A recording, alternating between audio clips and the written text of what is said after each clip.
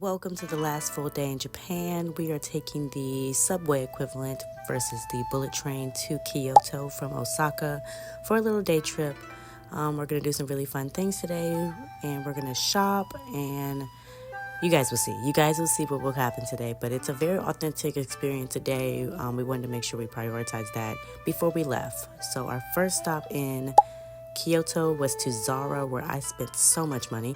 And then we also went to the Sanrio store, which was right across the street. So here's a little shopping haul of what I got.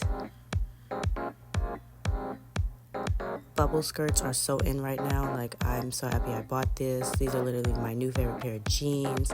This top was such a cute structure. Like, it was just so nice. You could wear it so many different ways. This dress is perfect for business casual. You can dress it up, dress it down. So 10s across the board, Zara.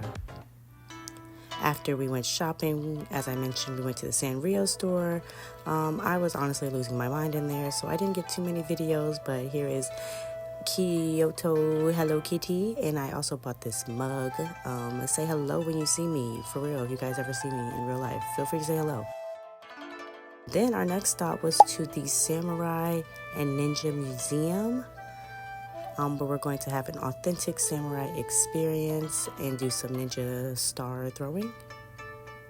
This was our instructor for the day. He was extremely knowledgeable, amazing English also. You couldn't tell he didn't speak English as his first language. And he was very knowledgeable. We learned so much, and we learned this routine. So here's my presentation. Please do not laugh at me. I will never show you guys anything ever again. 1、2、3、4、いや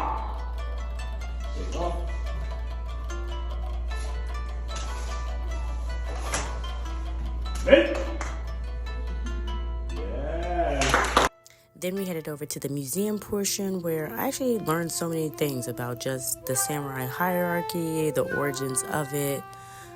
Just really interesting stuff across the board throughout history, and also, what kind of caused the end of the samurai.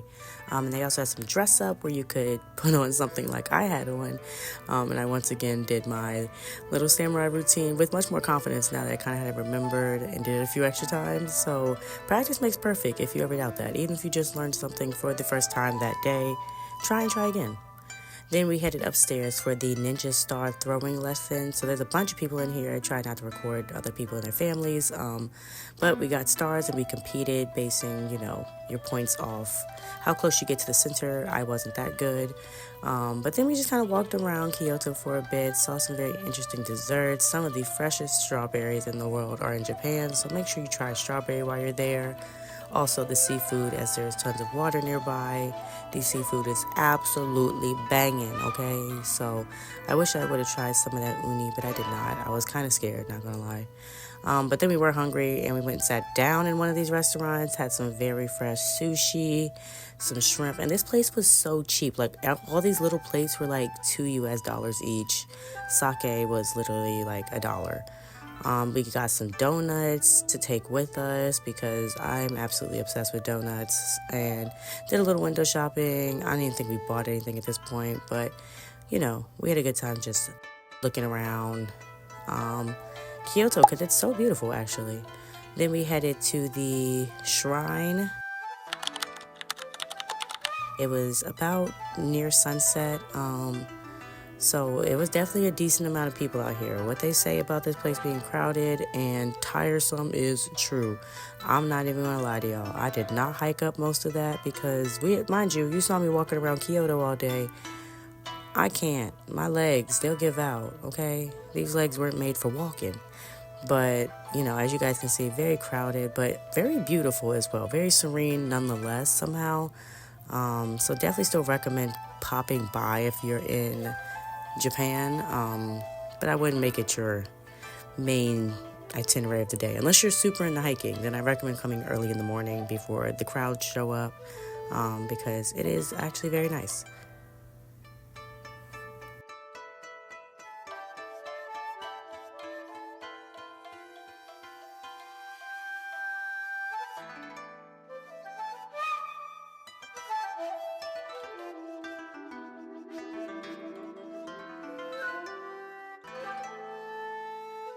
And then it was time to make our way back to where we came from because we have to pack our bags. We have to catch a flight in the morning. But this was definitely a beautiful way to kind of end out the trip. Just seeing something so cultural and rich of Japanese culture, really showcasing their heritage and a lot of history there. I did pick up a kimono Hello Kitty while I was there, and we made our way back on the train, wandered around for some food. We decided before we leave Japan we must stop for ramen, so we stopped at Ichiran, which is such a cool concept because you don't have to talk to anyone. You just purchase your food and they put it out and you eat it, and that's it. So we went to sleep. Time for us to leave. I am so sad. We were taking the Skyliner Express train to Narita Airport. It was a very gloomy day, matched my mood of how I felt having to leave Japan, but we made it to the airport with no issues. Me and my best friend parted ways because we were going to different sides of the United States. I got me a bowl of udon and just kind of relaxed for a bit.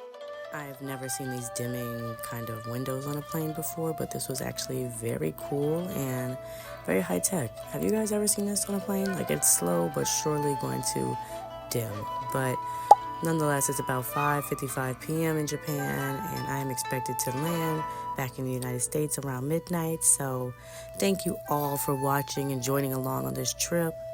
Please let me know if you have any questions, and I'll see you in the next vlog.